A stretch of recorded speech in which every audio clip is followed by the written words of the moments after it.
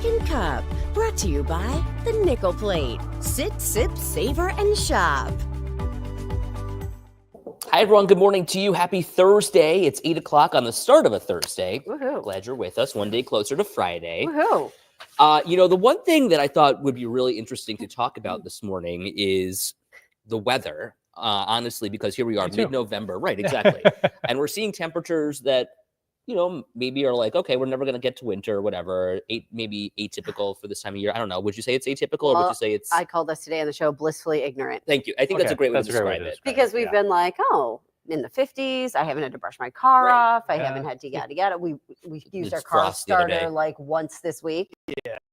Well, so a little frost at times, but nothing crazy. This morning at 6:50, Aaron kind of dropped the bomb, threw in this like, whoa, like this grenade, and then tried to run. And I'm like, not so fast, Aaron. Thanks a lot, Aaron. Not so fast, Aaron. David Minkowski. I would say that's a great way to describe it. I dropped it and then tried to run. Right. I'm not a big fan of a 10-day forecast, but if you go on the interweb, you will see a lot of armchair meteorologists talking about it for next weekend. Some even putting out snow totals. Okay, well, so here we are. You put this forecast out there with this map, and it was the ECMWF forecast. Yeah, so the European. So I've got two models, the European and the GFS. So this is why forecasting for 8 to 10 days out is so difficult. So here's the global model. And notice by next Thursday, this is next week, next week. So next Thursday, we've got some rain, changing over to some snow on Friday. And then notice the cold air deep enough to produce some lake effect snow off of Lake Erie. Where it would be, it's way too early to tell. If it even were to occur, it's way too early to tell. So that's the GFS model. Here's another long range model. This is the European model updated, showing some rain coming in on Thursday. Notice only green on the screen into Friday. Okay. Also notice only green on the screen into Saturday. So if you cherry pick one model that is going out about 10 days, you could have some rainfall, some snow. So that's why I did say it, because it is all over. We have a story on our website about it. But a long-range forecast like that is extremely difficult. You have the two models that go out that far. One shows lake effect rain, one shows lake effect snow. No one can tell you what's going to happen. That's why you said flip a coin today. I did, because one model shows rain, one shows snow, and maybe, and hey, we've got a lot of people coming into town next Saturday, including my own children. Yeah. And I'm like, I don't want to worry them now 10 days out. The week of Thanksgiving. It's so funny though, because I was looking on Twitter a couple of days ago and I saw that there was the possibility of a blizzard down on Long Island, and I'm like, man, around Thanksgiving. And I don't know if that's true. And I sent it to my mom, and I'm like, I saw this on Twitter. I don't know if that's true, but I sent it to my mom. Yes. Oh, okay. She won't get worried. So she's like, well, because we have family coming up from Long Island for Thanksgiving, so I was like, oh God, that could be really. Do not cancel any plans on a Twitter forecast 2 weeks out. That Ed sends you randomly via text. Yeah. It's very difficult because, there's so much noise out there and you got to try to get through it. It is what it is. But do want to give you the heads up. One model has snow, one has rain for the end of next week and to next week. Frankly, I don't like either, because I'm not a fan of snow, not a fan of rain. I like this week. It's been pretty nice. Georgia says it's raining in Nashville, Tennessee. Cindy says don't say the S word. But then Peter says he's stunned at the language you used, Aaron. Yeah. Because, you're a guy who's like very cautious with his words. The S word. The lake effect snow. Oh, I'm like, I am very I never say bad words in real life because I don't want them to accidentally come out on the air. That's so true. He never says bad words. I'm the complete opposite. Yeah, he never says bad words. Yeah. I give you credit. They never slip out, So very careful. Yeah, I tell my kids all the time, so there's no need for that. And if I were to do that, it would be very bad. Yeah. So that's why. Can I just real quick with Jason? I'm not ready for snow. Oh. Kim, I love the first snowfall.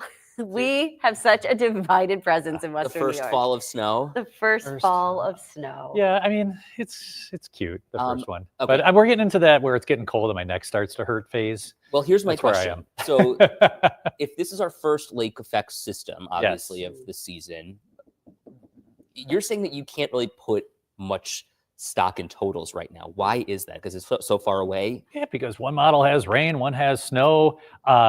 Things could totally change. We're talking about changes in the atmosphere 8 to 10 days away. I mean, it's crazy. You saw probably a lot of stuff on the internet about a hurricane going through the Caribbean and then making its way back toward Florida next week. Those same models that are giving us a heavy lake effect snow event next weekend have really backed off on that. Sean, like that's to answer Sean's question real quick, we're safe this weekend. Totally. Sorry, Sean. Yeah, if you're just tuning in, try to emphasize it's next week. This weekend, sunny on Saturday, clouds increase on Sunday. Should be great weather to rake leaves on Saturday and then watch the game on Sunday.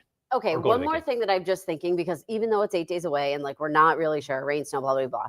What are the things we've got to do like this week? Because this is the nice week. Put your Christmas lights up. Gutters. You know, I've definitely that's on my to-do list before next weekend. You're getting up and cleaning your gutters. Okay. Aaron doesn't. Yeah. I can't do heights. I can't do the vertigo stuff. So, no, that's thankfully. Can you come over, Ed? On. I was like, all people. Yeah, no. That's. But you'll get them done. Yeah, got to get them done. Snow blower. Check. So I just had my generator serviced. Oh, that's a good idea. And it was fine. And I'm like, hey, I want to bring my snowblower in too. They're like, do it now. First snowfall. It's going to be sitting in the back with 100 others. And when there's only a handful of us fixing them. Like that is a really, thank you for that. Have I taken it? No. Will I at some point? Yes. But I was more, you know what? I got a kid. Here's a shovel. Get out there. The generator was the big one. That's why we're having a kid too. Yeah, I know.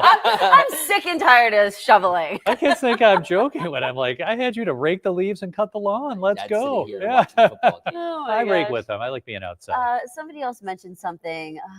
Your mom. Where are the fun things to do? Yeah, my mom would say the fun things. You know, Adela commenting on the furnace. That's always something to do too. Get your furnace service. Clear it out. You know, make sure everything's okay. And like you might have the filter on from the summer for, you know, and you caught a lot of stuff in that. Yeah. And now the winter time comes up and maybe you didn't use it much over the summer for even the AC because it was warm, but it wasn't like, we didn't have it on a ton. And then you'll want to change that. So there's like a lot of little things that you don't want to wait till next weekend if we were to have snow that you want to do it. And yeah, decorations, do that. I would kind of just clean up around the yard because I know I have a lot of leaves in the flower beds when I get those out. We have our patio furniture still out. Well, I mean, you got time. Yeah. You want to sit out there in the snow. This week, Paul. Kelly says, do you have a recommendation where to take a snowblower? Okay, so I went on the Boulevard ABC Rentals. Okay. Since you're asking, so they did my generator. They did great. They even helped me put it in the car because the thing's so heavy. Nice. Oh, I like that. Full service. I'm like, because last time I brought Brady and he helped me. And then I didn't bring him the next time. I'm like, how am I going to get this thing in? Yeah. And they went out. They're all freaking strong guys. Like, let's go. Linda, wondering about the wind. Today? Oh, I think Linda's in Brant. So Chautauqua County, Southern Erie County, a bit breezy, especially along the lakeshore. That wind advisory in effect until 10 a.m. Winds will diminish a bit after that. Okay, so maybe what we can do is reiterate for the people who are just joining us. We're not talking about this Saturday. We're talking about next weekend. We're talking about the weekend before Thanksgiving. And here are the two models. And of course, the weekend before Thanksgiving. Sorry, but I know. Trust me. I've got I'm going to be at the airport a lot next weekend, and this is the last thing I'd want. So this is a week from tomorrow. Talking next Friday. This is one model showing some rain and snow early Friday, and then switching over to some lake effect snow as we head into Saturday. So that's the GFS model going out till next Saturday. Pause. Now, sorry. Do you want me to go back to that? Okay, hang on. Okay, go ahead. How reliable is this GFS model? I like the global model. I like the European model better for mid-range forecasting. I think the European one, the one I'm going to show next, is better in my opinion. The GFS can sometimes be a bit aggressive.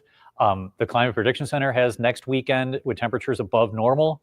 So it's kind of hard for me to be like, oh yeah, this is really going to happen when the Climate Prediction Center has above normal temperatures and one other model has rain. And then this one, is it an outlier? I mean, there's so many things that have to go into having this occur. And again, this is next Friday into Saturday. Out of curiosity, is one of these usually spot on, or is it usually like a combo of the two? Usually a combo of the two. You're not going to have something spot on this far out. But I do like the European model more for mid-range forecasting. I like a combo of the two. Like a snowy, rainy mix is better than... Oh, God, that's the worst. But you know what? It's better than a lot of lake effect snow, I think. Just glad we have a bye week next weekend because we are going to have some weather, most likely. But there you go with the lake effect rain on Saturday. So two models that'll take you out to next weekend. One has snow, one has rain. The one that has the rain is the one that I think is more accurate. Here's a nice one from Erie County Blotter. Just a good reminder, too. If we get that heavy snow, watch your backs and your roofs. They don't want anybody hurt or injured. Amy, we love you, Channel 7. Oh, thanks, Amy. So just to reiterate, if you see snow totals, Aaron, you're saying like I think, like that is Pump the impossible. brakes. Yes, pump the brakes is a great way to. That's total clickbait if you see that. And you know what?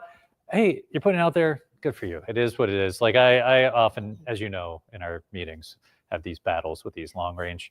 Well, look, I mean, but it's out People there. get amped up. exactly, and I think Yes. what you are. Try to keep it calm. And Yeah, steady. like you're not an alarmist by any means, and like when you say it's bad, we're like, okay, it's gonna be bad. You know, I have never been called that in all the words describing. No, I'm saying you're not. I've been called a lot of things, but an alarmist is If not there's one of one them. person who you want to be like cool and steady, it's Aaron, and he really is. Like, there's no like you can't move Aaron's like demeanor out of the middle. He is just straight and gives it to you straight down the Howard's laughing about all of us going out to run and stockpile food, cracking up over that. It could happen, Howard. Yeah. You know, it's like I said, it's we'll know more early next week. Now, like sometimes the models are all in agreement, all spot on. Right. Take the blizzard, for example. We saw that about the weekend before, like Saturday, Sunday. Then the forecast discussion started coming out. Hey, this is a generational storm for the end of the week and the weekend, which occurred exactly. Right now, they're not even like really talking about it. The Climate Center has, could be some lake effect snow next weekend. One of the model government agencies has that out, and you're like, okay, could be, could not be. Right. It's also November. So. Yeah. The lake's at 54, so absolutely could happen. It will at some point. We do have that weak La Nina that's going to develop, and I think December will be a much more active month than what we've seen in the past few Decembers. So we'll have to see how that plays out. This is what Barbara's saying. As Western New Yorkers, you need to be prepared for winter weather season by Thanksgiving. No need to panic. Lori says, there goes all the toilet paper. Okay, so we have a link to an article that Autumn posted. Autumn did. Yeah, very responsible article. Like, this is what could happen. This is what goes into it. And just a heads up, we're going to be watching it for the next several days. At least it's awesome. It does give us something to talk about. Yeah. So we'll talk about that. And of course, the Bills. So we got two fun things. Yeah. Perfect. Johnny just put it in the comments here. So if you have more questions, I'm sure they're answered in the story here. Yes. And any commentary you can send to Josh. Or Autumn. Yeah. It's not Thank you, Aaron. We appreciate it. You're welcome, guys. We'll see you. Yeah. Thank you. Okay. Yeah. So excited for the game. Bills Chiefs Sunday. This is going to be a huge one. 4:25. So much going on. Tomorrow I have a really kind of interesting story. You know that Game Day Express? It takes people from all around Western New York to Highmark Stadium and then takes them back home from Highmark Stadium. Super convenient, inexpensive, and it's a great way, like if you're drinking and partying before or after the game, to get home safely. But I was interested in the numbers because I was leaving the Bills Jags game, that Monday night game, a couple of weeks ago. It was like back in September, I think, actually, more than a month ago. And I was like, wow, there are a lot of people on these buses. I'm like, I wonder how much money the NFTA is getting or how many people they're actually riding. Like, only I would think of this stuff. Yeah, nerd. No, it's a cool service for sure. So we'll talk about that tomorrow. Yeah, and so we've got that game coming up on Sunday. We were talking about this morning too. I'm sorry, a lot of people from Buffalo are headed to Toronto tonight because Taylor's got her first show there. So we were also, if you were with us in the morning show, showing the area around Rogers Center, which is like locked down area. If you're driving somebody, and I've had a couple people reach out to me. I had a dad who was telling me he's bringing his daughters, if you're driving up there, check all of that ahead of time because there are designated drop-off sites for parents. It's true. And for rideshare as well. Yeah. And then this is a huge show. It's a really big deal. Perspective, it makes me think of when I was a kid. I went to the Backstreet Boys show. Okay, and I'm just like here. My mom dropped us off, and then there was a parents' room that you could like, sit in and hang out at. Not here. Okay, like this is like you have designated drop-off areas near the stadium so your kids can get in. Or because roads are closed, parking lots are closed. Here's the red box where traffic is going to be tied up, to say the least. So if you're trying to get through this zone in particular near the Rogers Center, you might be up the creek without a paddle if you leave too late. So if you're going to see Taylor any point today, tomorrow, Saturday, or then the following Thursday, Friday, Saturday. 3 shows this week, 3 shows next week. Right. Keep this in mind. Tickets completely sold out on Ticketmaster, like the actual face value tickets. Now, if you go on StubHub or you go on any of those resale sites, you might be able to find tickets as well. They're fleeting, They're expensive. but they're expensive. And But just an important thing to note, if you've got, and even if you weren't planning to go to the concert, but you had some plans up in the Toronto area, like just expect traffic, and bridge traffic is going to be busy. I guarantee it, because people are getting up there throughout the day. So just know that. Caitlin reminding us, Taste of Country tickets go on sale this morning. They priced me out too, all just so damn expensive, she says. They've got some big names this year too. They've got Jason Aldean and Brantley Gilbert. Yeah. So they do have some big names. Joshua Pendergrast says, Taylor better not show up to the Bills game. Come on. We want her to come. Seriously. I mean, it just, honestly, here's my thought about it. Elevates the game. Well, not only does it elevate the game, fun. All eyes are going to be on Buffalo this weekend because it's such a huge game. A 425 game, no less. No other team is playing at 425. So, this is going to be broadcast to many, many places. Is such a big game. The Chiefs haven't lost yet. What do you think? What's going to happen? I don't want to say what I think is going to happen, but. Oh, dear. Well, I guess we know now. I think that I have a very positive feeling about this game. I really do. Yeah. It's just those playoff games, man. I know. And I don't want to be a naysayer here, but I love Josh Allen. But I think that we've got a lot of star players who are hurt right now. And I think that it's going to be a really tough game on both sides. Well, your buddy Mac is going to step up. Mac Hollins. I love him. I love Mac Hollins. Paula says, my girls are going to the concert Saturday night in Toronto. I suggested they give her a ride to Buffalo after the show. There you go. Paula, tell us everything after they go, because Ed's going next week. I know. So, make sure you come on Second Cup next week, early in the week, and tell us everything.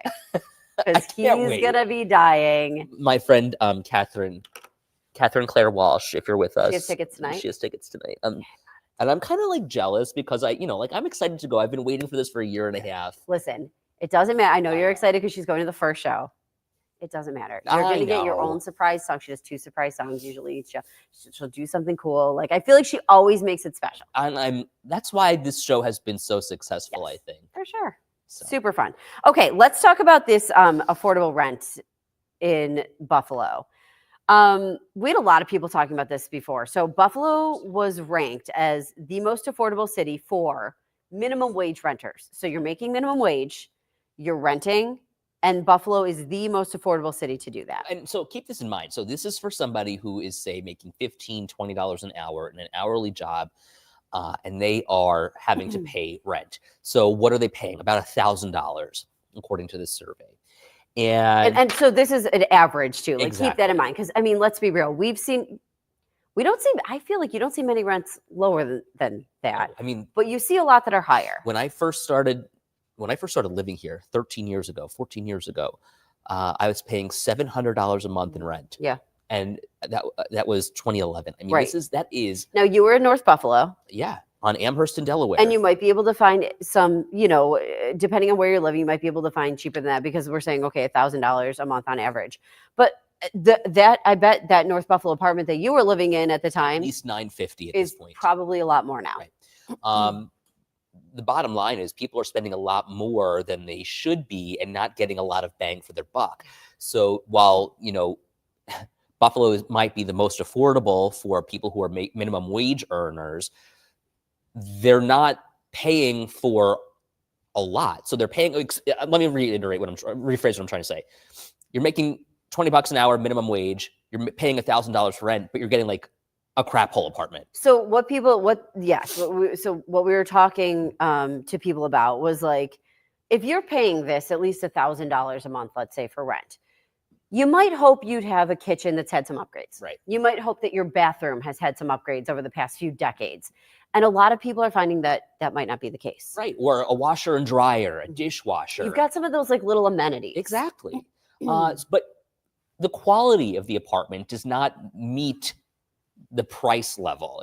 So to your point, and we heard from the Affordable Housing Task Force here in Buffalo basically saying just that. So while it might be an inexpensive city to live in, it's not necessarily the nicest place to live in. And we were talking about that too. When you see the rents going up, Do some landlords just piggyback off of that and say, you know what, I've got a place, I'm not putting the money into it. Right. Well, okay. Do you know what I'm Yeah. saying? And hello, to Kate, your point here, I can't even get railings for my stairs that are required and nothing. So there are a lot of shady people out there who own places and just really don't do much to So upkeep, like you might just them. be bumping up the rent and you're like, I'm just going to pocket the extra cash Right. versus, you know, at some point putting something back into the property you own. And so, you know, you look at places, you know, especially on Buffalo's East Side. I mean, you call it what it is because people don't live there, right? So they live outside of the area and they're charging a lot for rent, pricing people out. They're not necessarily the nicest places in the entire world. People just can't afford them, which is why we're seeing so many more affordable housing complexes go up, or apartments that are mixed use, or any of those kinds of condos, because people really do need that kind of amenity in their life. Yeah. It's hard for a lot of people. Yeah. So that was kind of interesting to see. They say, according to experts, that we shouldn't be spending more than 30% of our monthly income on rent. And so to Paula's point, I like this. There are shady landlords, and there are landlords that are getting raked over the coals by tenants. Also true. And are reluctant to make upgrades only to see them trashed by the next tenant. That's so true. That is accurate. And so I think that's a fair point to make, and maybe a distinguishing point, because it's not just the landlord, right? Like if you've got a really bad tenant who's just not taking care of the place, then what do you do? Well, the other point too is like if you've got somebody who's bought a house in the past 7 years, let's say, when we really kind of saw the housing stock in Buffalo, like the prices go up. Yeah, your rent may have gone up because like the price that they paid versus the price that the person who probably owned the house before paid, hugely different. It's night and day. So yes, maybe they bought this property like a double, a triple, you know, whatever, to help, supplement and offset the mortgage, but they need you to pay more of it now because their mortgage is so much more than the person who had it before. Correct. It comes down to, I mean, it's like your character. Like, do you want to live in a place that's not well kept? Do you know what I mean? Like, you have to have some personal pride in the place that you're living in. And I think it's hard for a lot of people when they're not, getting it on either end. Excuse me. Danielle brings up another point, the cost of repairs off the charts as well. So true. Like to do anything at your house is so much more expensive than it used to be. Right. Georgina, good morning to you. I ask myself what happens to the people who get sick and it takes New York State 2 years to help you money-wise. What do they do? Great question. Barbara says, I do disagree. Some landlords are asking $1,500 for literal dumps. I've lived in a place where they kept raising the rent every little while, but there was a black mold issue on the walls. He told you to wash it with bleach and paint over it. Windows leaked. Argon gas was gone in the windows. It was a total dump. And see, that's a problem. Yeah, right. And then Della says, well, taxes also went up for people, which is another good point. Danielle says she owns. She's trying to do updates. It's so expensive. Yeah, it's not easy. Kelly wonders who owns all the low-income housing developments. And there are certain, I think that there are certain, there are certain developers, obviously. There's one that's going up right across the street from the Broadway Market that I think is super cool. It is an affordable housing community where rents are staggered throughout for whatever it is that you're getting, a studio, 1 bedroom, a 2 bedroom. Yeah. And on the first floor, there's a daycare. So the people who live in that daycare are able to the people who live in that building are able to drop their kids off at the daycare and then go to work to be able to afford paying for that service. That's nice. Kim says the flippers make things look good on the outside and then people buy them and then they're broken. Things aren't repaired right. That's true. I follow this guy on Instagram who goes through like flipped houses. I don't even know where he is. He's not Buffalo. He's, across the country. And he's like, oh, thought this was going to be a good one. Now look at this. And he like opens up, like the cabinets, the stuff that you expect your inspector to look at and shows you these things that just aren't done right. Right. That Home Depot flip is what but I like to call looks it. nice right off the bat. You're like, oh. I'm not saying that Home Depot stuff is bad. I'm just saying like, like somebody is doing it themselves as opposed to, finding the do-it-yourselfer in you. Or like they're not doing it the right way. Correct. Just to like speed stuff up, And Carlos, to my point, a lot of the apartments in Niagara Falls are owned by people in New York City. That was kind of what I was explaining, in some of the properties that are available on the east side as well. Yeah. Kelly's asking again who owns the developments. We didn't answer. I don't know that we have the answer to that right at this exact moment. It's either I don't want to say Benderson because I don't want to misspeak, but I know that there are certain. You're talking about that new one. Yeah, on Broadway, like across the Broadway Market, and I know it's a well-known developer. I just can't. I can't think of the one which one it is off the top of my head, and I'm sorry, Kelly. Let me find it. It's hard to have everything in your mind. You have 7 seconds to find it. I'll find it for you tomorrow. 4. Yeah, maybe Kelly, if you're with us tomorrow, remember to ask him then. Have a great day. Bye, guys. Tomorrow's Friday. We'll see you then. See you then.